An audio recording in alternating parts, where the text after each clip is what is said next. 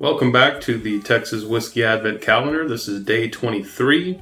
I'm Manolito. This is Alcohol, Tobacco, Firearms, Coffee. And I've got another Balcones, but this time it is a peated single malt. Look at that label right there. Alright, so a little bit about this. First of all, it's 65.2% ABV.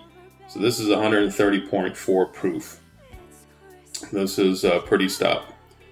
It is pot distilled. This is a 750 milliliter bottle. It's batch number, the batch is Peat 19-1. The date 10/26/19, so October 26/19. It is aged at least 36 months in oak. Doesn't say if it's new oak or if it's used oak. Never chill filtered or colored. Distilled and bottled by Balcones.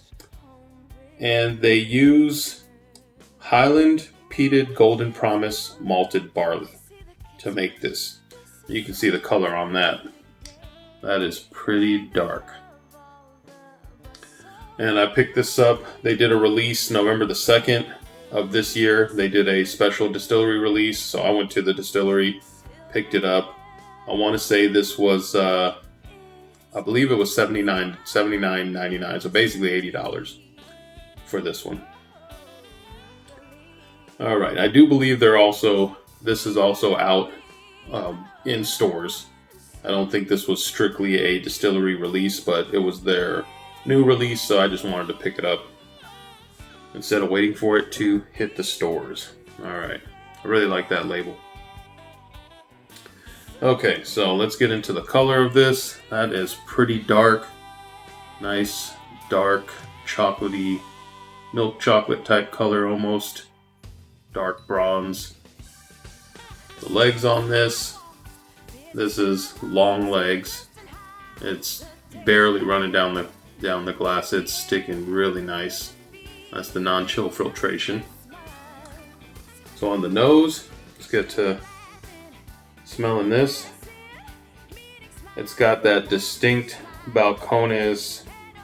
There's like a certain sweet smell that comes out of Balcones. Whether it's their single malt, their bourbons, ryes, there's just this distinct sweetness. Kind of like a brown sugar caramel, but it's something that I only really get in Balcones. It's I don't know what that is. I can't really pinpoint it. The smoke is not too heavy. It's not super peaty on the nose. Little iodine.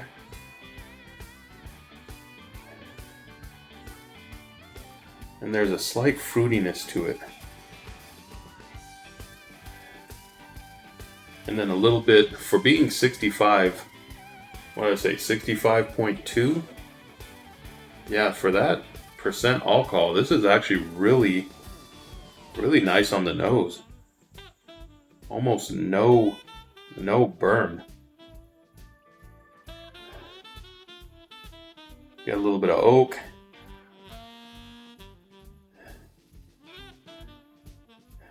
And Band-Aids. I think that's part of the peat. But it goes so well. This smells so good. Alright. Let's get this on the palate because my mouth is watering.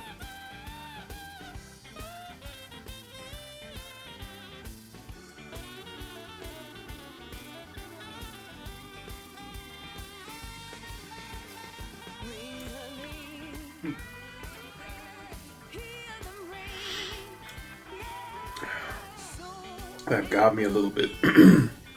So you feel that heat. There's a nice hug going. The peatiness is not super strong. There's a little smokiness to it, almost like a little bit of an ash, like a cigar ash type taste to it. And the mouthfeel is great. Like, it really just coats the palate. There's a slight sweetness to it. I really can't pinpoint that sweetness. It's not like caramel or brown sugar. It's almost like a fruity sweetness, but more of a like a darker type fruity sweetness. Maybe like a, I have no idea what that is. Let me take another taste of it. Try not to choke on that.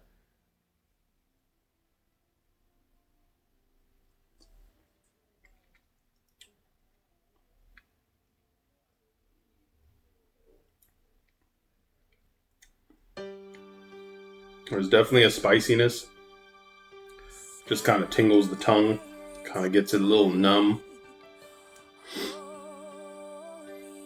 On the second sip, the smoke is a little bit more ashy, a little more briny.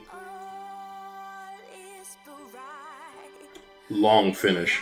This is, it's still going. That first sip, when I tilted my head back a little bit, went down before I wanted it to go down, and I almost choked out on the camera.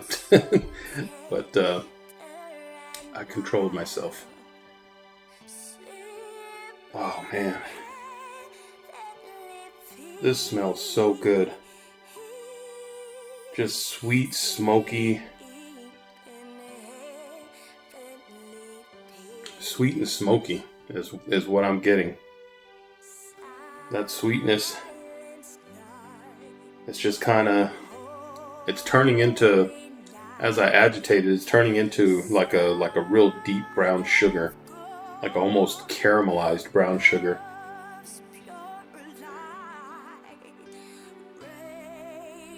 Oh, one more taste on this.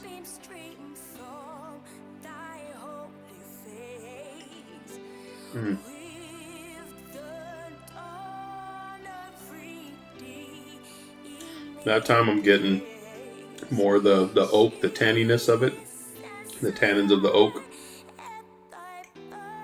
Still getting that sweetness, so it's kind of like oak tannins as it's going through over the tongue, sweetens up a little bit, turns a little bit spicy, and then as it's finishing, it just sweetens up some more a little bit. But it's not candy sweet. It's just a really nice light sweetness. Really good stuff. If you get a chance to go, if you find this, you see that white label Texas peated single malt whiskey, especially at that proof, 65.2 and $80. That's not bad. I can't even imagine what a like an Ardbeg 10 or Laphroaig or even like a Lagavulin 16, what that would cost at 65.2 ABV. I mean, Lagavulin 16 is already over $100, so really good. I would definitely get this again. Great stuff. All right, so that's it for day 23. Go ahead and end this now before I take too many sips and end up choking on this. I'm going to sit and enjoy the rest of this. You guys have happy holidays. Hope you had a good weekend. And we'll see you on Monday. Cheers.